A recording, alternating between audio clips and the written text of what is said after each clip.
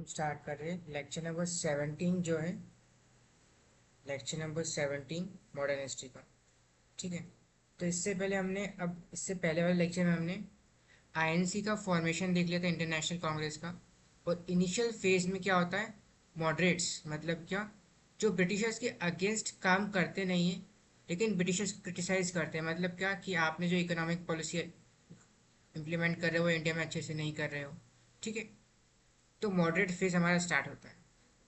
अब 1861 से लेकर 1892 तक दो कॉन्स्टिट्यूशनल डेवलपमेंट होते हैं। पहला डेवलपमेंट ये होता है कि प्रीवियसली क्या होता था कि फॉर एग्जांपल प्री 1861 में क्या होता था कि फॉर एग्जांपल आपका सेक्रेटरी ऑफ स्टेट है, इसके अंडर आता था वाइसरॉय ऑफ इंडिया। ठीक है, ये वाइसरॉय ऑफ इंडिया के अंडर आते थे डिफरेंट डिफरेंट गवर्नर्स। ठीक है, अभी गवर्नर के पास लेजिस्लेटिव काउंसिल। अब यहाँ पे कोई कोई लॉ पास कराना है, लेजिस्लेटिव लॉ, तो पहले प्रोविंशियल से जाता था वाइसरॉय के पास, वाइसरॉय से जाता था सेक्रेटरी ऑफ स्टेट के पास, सेक्रेटरी ऑफ स्टेट के बाद जाता था पार्लियामेंट में। और पार्लियामेंट के पास यहाँ पे पास होने के बाद ये इस क्राउन से कंसेंट लेके आगे सेम प्रोसेस रिवर्स होती थी। ठीक है, तो इसको हम देख लेते हैं।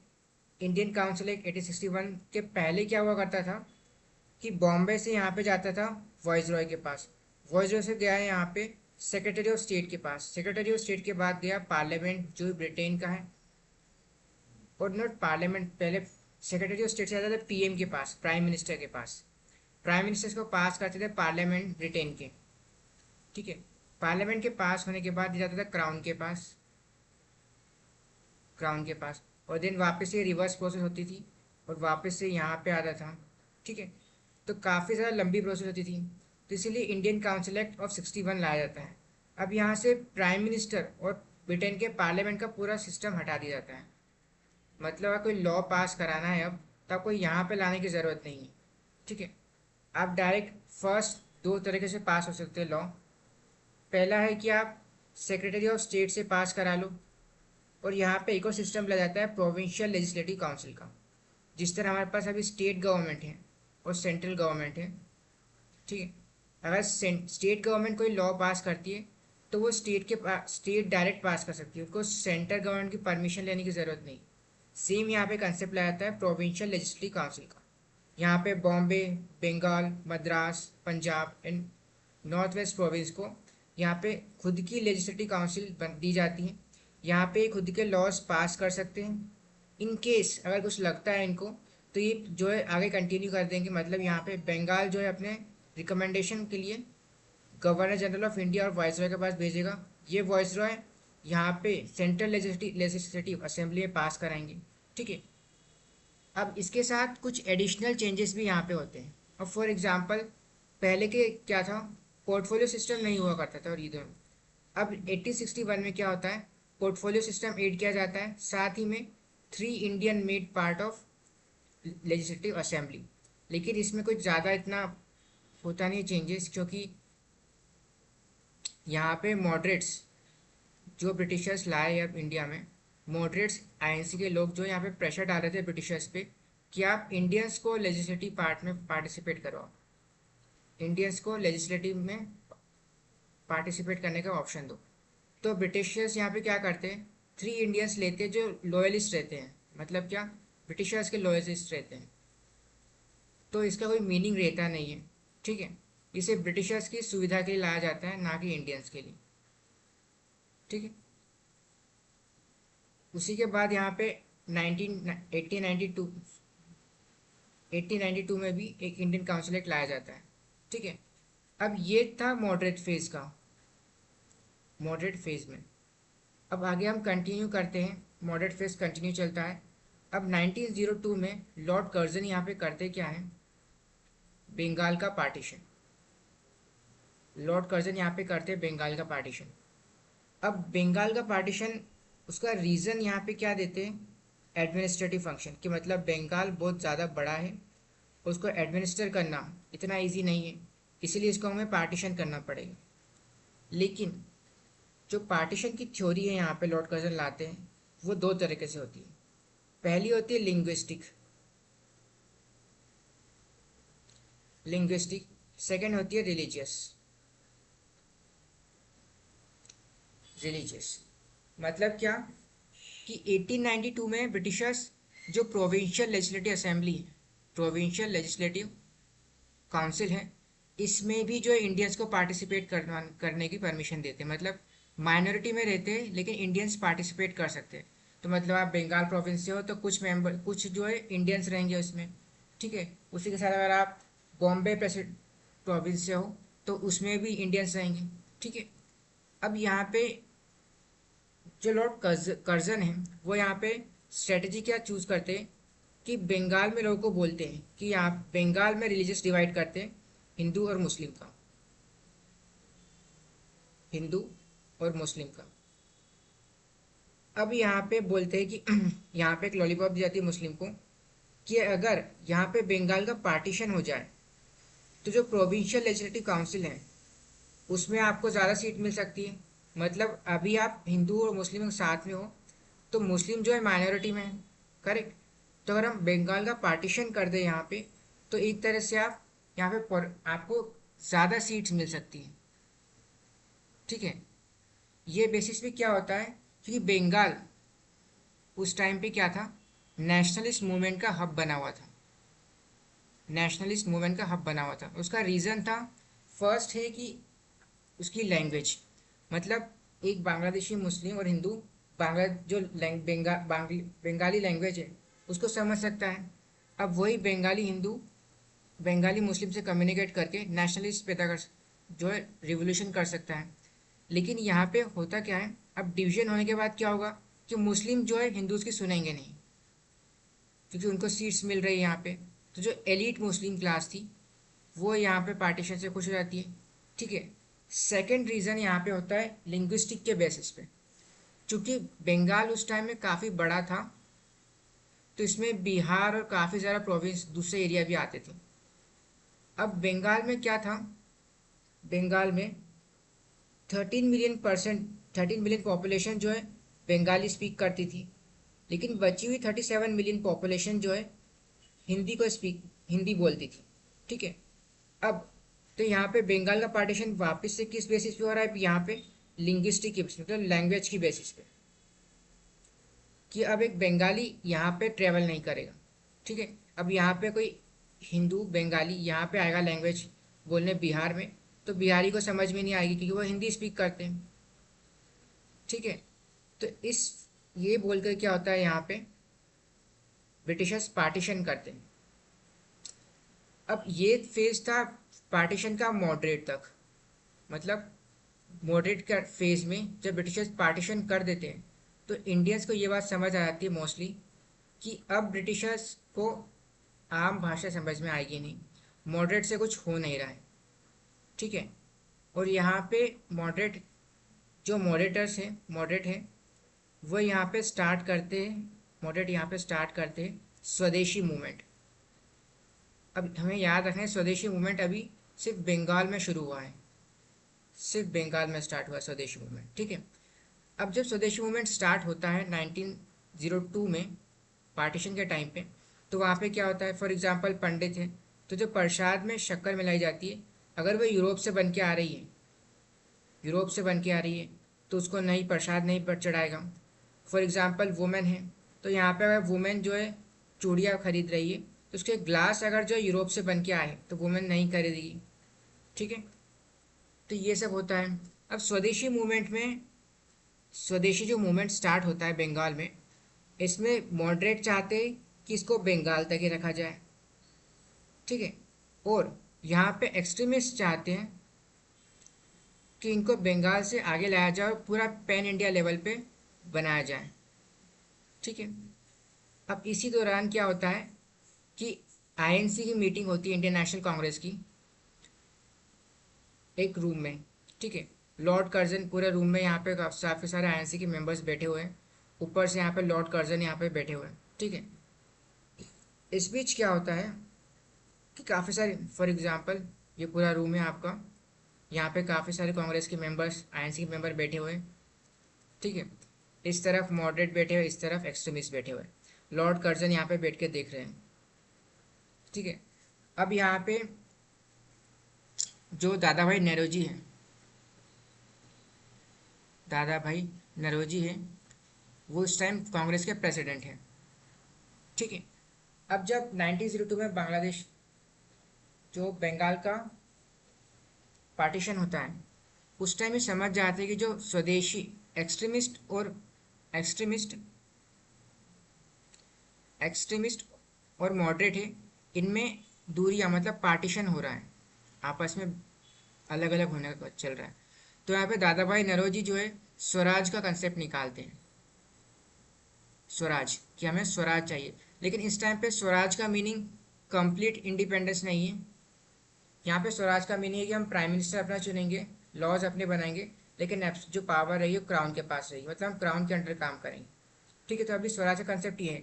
लेकिन दादा भाई नौरोजी जो कि एक मॉडरेट है, उन्होंने ये क्यों बोला स्वराज का कंसेप्ट, ताकि एक्सट्रीमिस्ट और मॉडरेट को साथ में रखा जा सके। ठीक है, तो अभी तक एक्सट्रीमिस्ट और मॉडरेट जो है साथ में है। अब आगे आईएनसी की मीटिंग चलती है, एक्सट्रीमिस्ट और मॉडरेट आमने सामने आते हैं। अब इनको चुनना था अपना नया प्रेसिडेंट। ठीक है, चुनना था अपना नया प्रेसिडेंट। यहाँ पे काफ़ी ज़्यादा फाइट होती है, और मॉडरेट जो है, एक्चुअली एक्सट्रीमिस्ट जो है यहाँ पे एक जूता यहाँ फेंक के मॉडरेट्स को मारते हैं, जिसमें से किसी पर्सन के, आईएनसी के पर्सन को लग जाता है। हम आगे स्टोरी में देखेंगे इसको। आईएनसी के पर्सन को लग जाता है मॉडरेट वाले। तो यहाँ पे क्या होता है, जो मॉडरेट यहाँ पे कंप्लीट एक साइन करते हैं डॉक्यूमेंट, जिसमें एक्सट्रीमिस्ट को जो है आईएनसी से, इंडियन नेशनल कांग्रेस से बाहर निकाल दिया जाता है। और ऑब्वियसली बात है, अब इतना सीन होने के बाद लॉर्ड कर्जन जो है अपने सोल्जर्स यहाँ भेजते हैं, कंप्लीट लाठीचार्ज होता है, दोनों को, मॉडरेट्स और एक्सट्रीमिस्ट को दूर दूर हटाया जाता है, जस्ट लाइक हमारे पार्लियामेंट में होता है अभी कि चिल्ला-चोट होती है इतनी ज़्यादा, सेम एक्सट्रीमिस्ट और मॉडरेट के बीच उस टाइम होती है। अब लॉर्ड कर्जन वहाँ पर साइड में बैठ के हंस रहे थे, क्योंकि जो प्लान है इंडियंस को बांटने का, उनका जो प्लान है इंडियंस को बांटने का, वो सक्सेसफुल यहाँ पे होता हुआ दिखाई दे रहा है।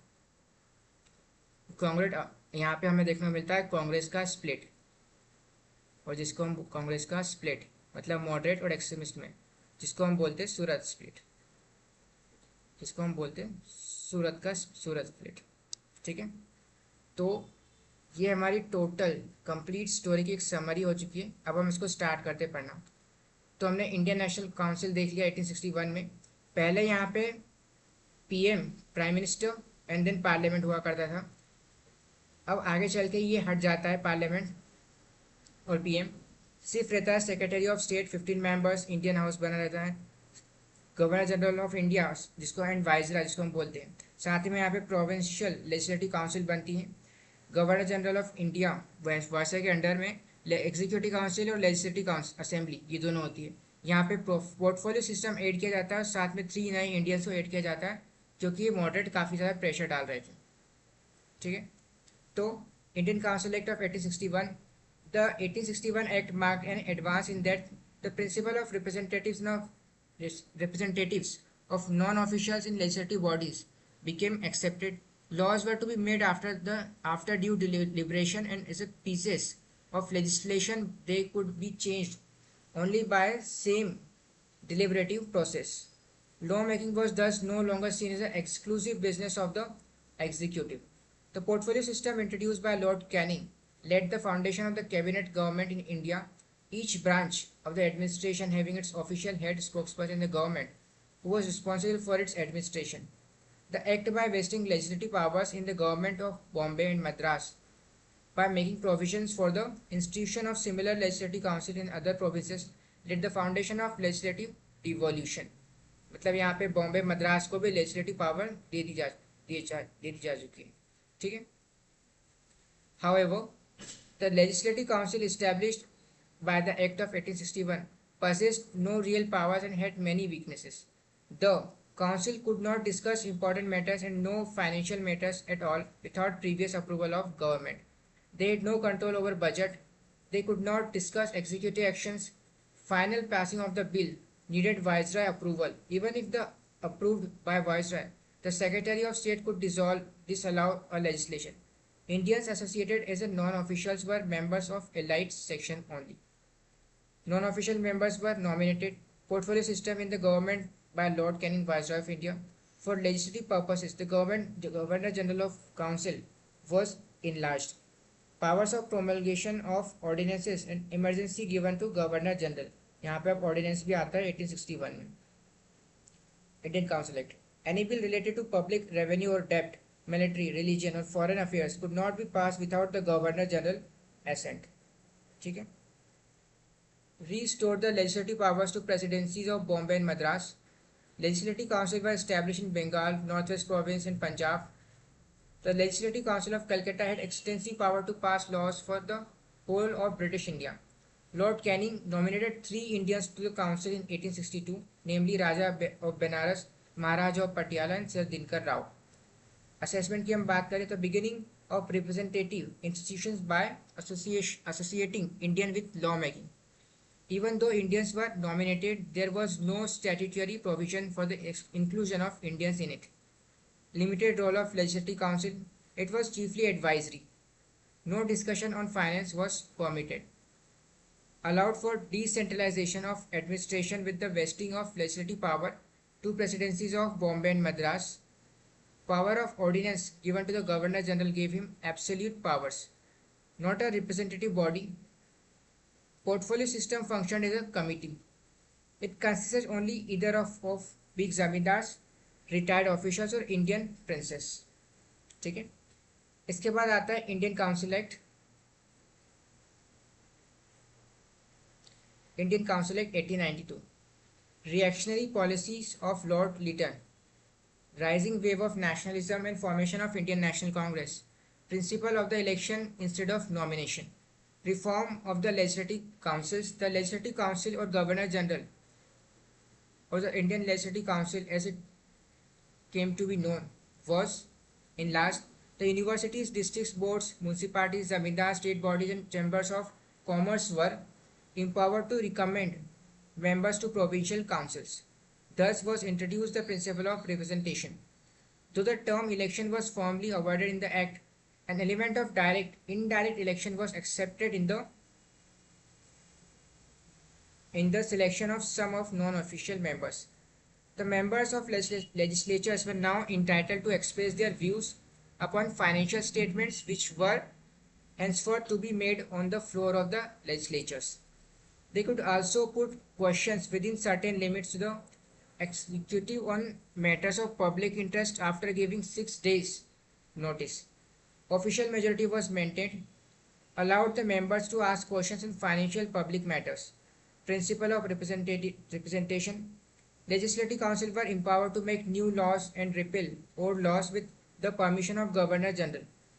Made limited and indirect provision for the use of election in filling up non-official seats both in central and provincial councils. इसके बाद no use of word election. Number of Indians was increased. Limited functions of the Legislative Council led indirectly to rise of many revolutionary activities in India. अब 1892 में भी यहाँ पे क्या हुआ है कि यहाँ पे इंडियंस की पोजीशंस तो इंक्रीज कर दिए, सीट्स तो इंक्रीज कर दिए, लेकिन अभी भी ये माइनॉरिटी में है. मतलब यहाँ पे सिर्फ डिस्कशन ही कर सकते हैं, कोई डिसीजन लेने में कुछ हेल्प नहीं कर सकते. ठीक है. इसके बाद enlarge the non official members in legislative councils. Central legislative council 10 to 16 members, Bengal 20 members, Madras 20 members, Bombay, ये सारी सीट्स होती हैं. ठीक है. इसके बाद extremist, Swadeshi movement, Surat split and rise of communal consciousness. तो एक्सट्रीमिस्ट की हम बात करें तो by 1905 the moderate nationalist had exhausted their historical role. Their politics were based on the belief that they would be able to persuade the rulers to introduce economic and political reforms, but their practical achievements in this respect were meager. The British India government was hostile to Congress from the beginning, despite the latter's moderate method and emphasis on loyalty to British Crown. The official attitude stiffened further after 1887, when the government failed to persuade the Congress to confine itself to social questions, while the Congress was becoming increasingly critical of the colonial rule. Moderate की हम और extremist की हम difference देखें तो believed and practiced through legal means, practiced boycott, mass movement, wanted changes in system like constitutional reforms and share for Indians in the services but not Swaraj. Demanded Swaraj mass mobilization. Social based zamindars, upper middle classes in towns. Social based educated middle class in towns and lower middle class. Believed in England providential mission in India. Rejected providential mission theory as an illusion. Focus of the government of the movement was only in Bengal. Wanted all India movement. Ideological inspiration, Western liberal thought and European history. Indian history, cultural heritage, Hindu traditional symbols. Professed loyalty to the British crown. Believed the British crown was unworthy of Indian loyalty. Believed that the movement should be limited to middle class intelligentsia, masses not yet ready for participation in political work. Had immense faith in the capacity of masses to participate and make sacrifices. अब यहाँ पे आता है frustration of the English. 1888, Dufferin attacked the Congress in a public speech and ridiculed it as a representing only the elite, microscopic minority. Dufferin called Congress a factory of sedition. अब यहाँ पे issue क्या है कि moderate जो यहाँ पे Britishers को क्रिटिसाइज कर रहे हैं, वो ब्रिटिशर्स चाहते थे कि वो सिर्फ सोशल इशू, मतलब इंडिया में तो सोशल इशू है, उस पर ही फोकस करें. लेकिन यहाँ पे जो मॉडरेट है वो इकोनॉमिक इशू को उठाने लग जाते हैं ब्रिटिशर्स के साथ, जिसकी वजह से इंग्लिश जो है फ्रस्ट्रेट हो जाते हैं कि हमने आपको बनाया है ताकि आप हमको सपोर्ट करो, ब्रिटिशर्स को सपोर्ट करो, और आप हमारे अगेंस्ट जा रहे हो, आप हमारे अगेंस्ट जा रहे हो. तो Dufferin called the Congress a factory of sedition. George Hamilton, Secretary of State for India, accused the Congress leaders of possessing seditious and double-sided character. मतलब एक तरफ तो आप हमको बोलते हो कि आप ब्रिटिशर्स के लॉयल हो, दूसरी तरफ हमारे अगेंस्ट भी बात करते हो. ठीक है. The reason for the rise of extremists: dissatisfaction with the achievement of moderate 3 Ps: prayer, petition, and protest.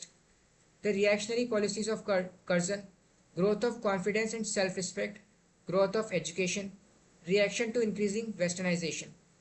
Reactionary policy of Curzon: he spoke derogatorily of Indian character in general.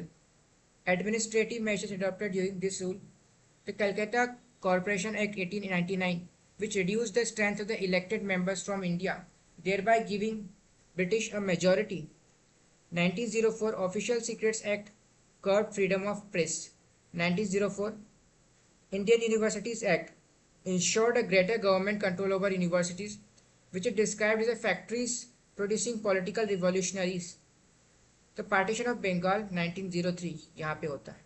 ठीक है. तो इसके बाद new brand of nationalism. By the dawn of 20th century, a band of nationalist thinkers had emerged who advocated a more militant approach to political work. This included Raja Narayan Bose, Ashwini Kumar Dattal, Aurobindo Ghosh and Bipin Chandra Pal in Bengal, Vishnu Shastri Pulkar and Bal Gangadhar Tilak in Maharashtra, and Lala Rajpat Rai in Punjab. तो यहाँ पे बाल गंगाधर तिलक, लाला लाजपत राय और बिपिन चंद्र पाल, ये 3% बनते जो extremist रहते हैं. ठीक है. Tilak emerged the most outstanding representative of this school of thought. Partition of Bengal and Swadeshi movement. Risley, Home Secretary to the Government of India, 6/1904. Bengal, अब यहाँ पे जो बंगाल का पार्टीशन था, अब हम किस बेसिस से, मतलब हमारे पास क्या प्रूफ है कि बंगाल का पार्टीशन ब्रिटिशर्स के एडमिनिस्ट्रेटिव पर्पस के लिए नहीं हुआ था, बल्कि जो नेशनलिस्ट मूवमेंट था उसको रोकने के लिए हुआ था, उसको कर्व करने के लिए हुआ था, कर्व करने के लिए आता है, या फिर बोल सकते हैं रोकने के लिए हुआ था. तो यहाँ पे जो होम सेक्रेटरी है वो एक स्टेटमेंट देते हैं: Bengal united is the power, Bengal divided will pull several different ways. That is what the Congress leaders feels. Their apprehension are perfectly correct. They form one of the great merits of the scheme. In this scheme, one of our main objects is to split up and thereby weaken a solid body of opponents to our rule. The logic behind Bengal partition: Indian nationalism was gaining in strength, and partition expected to weaken what was perceived as the nerve center of Indian nationalism at that time. The idea was to have two provinces, Bengal comprising Western Bengal as well as provinces of Bihar and Orissa, and Eastern Bengal and Assam. Bengal retained Calcutta as its capital, while Dhaka became the capital of Eastern Bengal. ठीक है. The intended consequences on the basis of language, reducing Bengalis to minority in Bengal itself. As in the new proposal, Bengal proper was to have 17 million Bengalis, 37 million, and Hindi Oriya speakers. On the basis of religion, as the western half of the was to be Hindu majority area, the eastern half was to be a Muslim majority area. 18 million out of total 31 million. मतलब क्या है यहाँ पे, बंगाल के दो part बना दिए जाते हैं कि फॉर एग्जांपल ये पूरा बंगाल है, ठीक है. अब इतने पूरे बंगाल में इतने से पोर्शन में जो है बंगालीज रहते हैं, मतलब जो लैंग्वेज है वो बंगाली, ठीक है. इसके बाहर के पोर्शन में जो लैंग्वेज है वो है हिंदी. नेशनलिस्ट मूवमेंट सबसे ज़्यादा कहाँ पर है, यहाँ पर. अब ये नेशनलिस्ट मूवमेंट यहाँ पे भी स्प्रेड हो रहा था, ठीक है.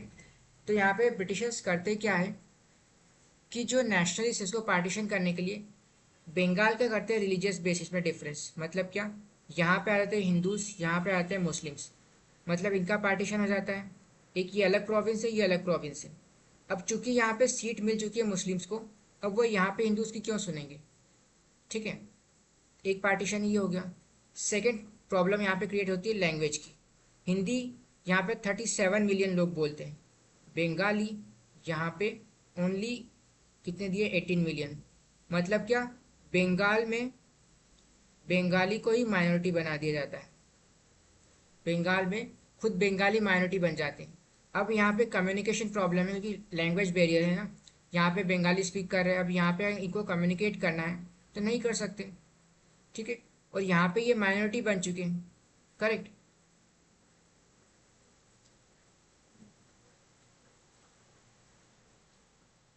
तो the buildup government decision to partition Bengal had been made public in 1903. During this period, the leadership was provided by S.N. Banerjee, K.M. Mitra, and Prithvish Chandra Rai.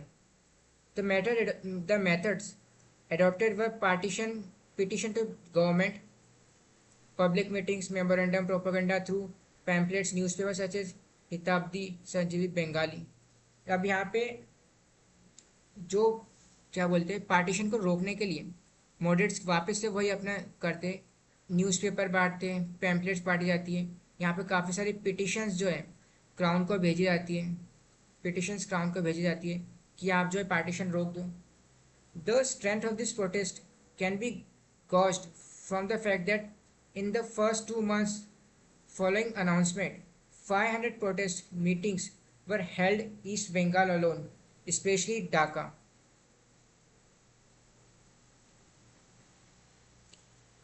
Specially Dhaka, महंग सिंह एंड चित्तागोंग. इसकी outcry मतलब आखिरी में होता क्या है. Vast protest meetings were held in town held at Calcutta in March 1904 and January 1905, and numerous petitions, 69 memorandum from Decca given division alone, some of them signed by as many as 70,000 people, a average large number of keeping in view the level of politicization in those days, was sent to the government of India and the secretary of state. अब बंगाल का partition होने के बाद यहाँ पे start होता है swadeshi movement. The formal proclamation of swadeshi movement was made 7 August 1905 in a meeting held at Calcutta hall. The movement hitherto sporadic, spontaneous, now had a focus and leadership that was coming together. They assembled at town hall and formed Swadeshi Bandhav Samiti, which propagated Swadeshi goods and services. At this 7 August meeting, the famous boycott resolution was passed. Even moderate leaders like Surendranath Banerjee toured the country urging the boycott of Manchester's cloth and Liverpool salt. On September 1, the government announced that the partition was to be effected on 16 October 1905. The day partition took effect, 16 October 1905, was declared a day of mourning throughout Bengal. People fasted and no fires were lit at the cooking hearth. In Calcutta, Hartal was declared, lawyers resigned from the bar councils, and panchayats started hearing the grievances of people. People took out processions and band after Band walked barefoot, bathed in Gangas in morning, and then paraded the streets singing Bande Mataram, which almost spontaneously became the theme song of the movement. People tied Rakhis on each other's hand as a symbol of unity of the two halves of Bengal. Teachers and students boycotted English schools. Students came out in large numbers to propagate, practice Swadeshi, and to take a lead in organizing picketing of shops selling foreign goods. Later in the day, Anand Mohan Bose and Surendranath Banerjee addressed two huge mass meetings which drew crowds 50,000 to 75,000 people. These were perhaps the largest mass meetings ever to be held under the nationalist banner this far. Within few hours of meetings, a sum of rupees 50,000 was raised for the movement. Soon the movement spread to other parts of the country. In Pune and Bombay under Tilak, in Punjab under Lala Rajpat Rai and Ajit Singh, in Delhi under Syed Haider Raza, in Madras under Chimbaram Pillai, Rawalpindi, Kangra, Jammu, Multan, Haridwar witnessed active participation in स्वदेशी movement. ठीक है, अब इसके struggle किस तरह के new struggle हमने करे तो cultural sphere, swadeshi enterprise, boycott of foreign goods, popular festivals and mela, self reliance and atmashakti, national education, public meetings and procession. ठीक है, इसके बाद प्रोग्राम की हम बात करें तो British cloth sold in some of the Morpheus district fell by 5 to 15 times between September 1904 to September 1905. In response to the British India Steam Navigation Company trade monopoly, Chidambaram started an Indian owned shipping company. He registered the Swadeshi Shipping Company in October 1906. The techniques of extended boycott was to include, apart from boycott of foreign goods, boycott of government, schools and colleges, courts, titles and government services, and even organization of strikes.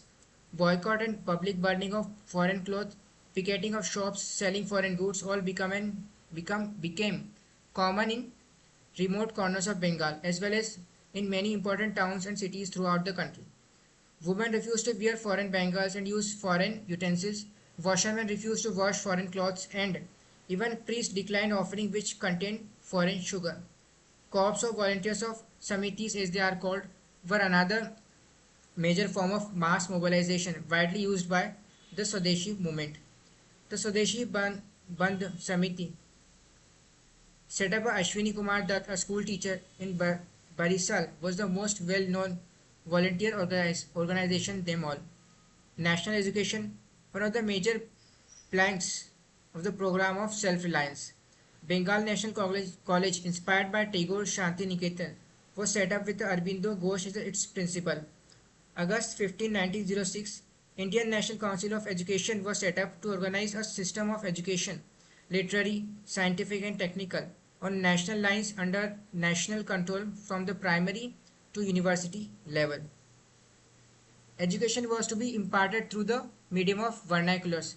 Bengal Institute of Technology was set up for technical education and funds were raised to send students to Japan for advanced learning. Scores of national schools sprang up all over the country within short period.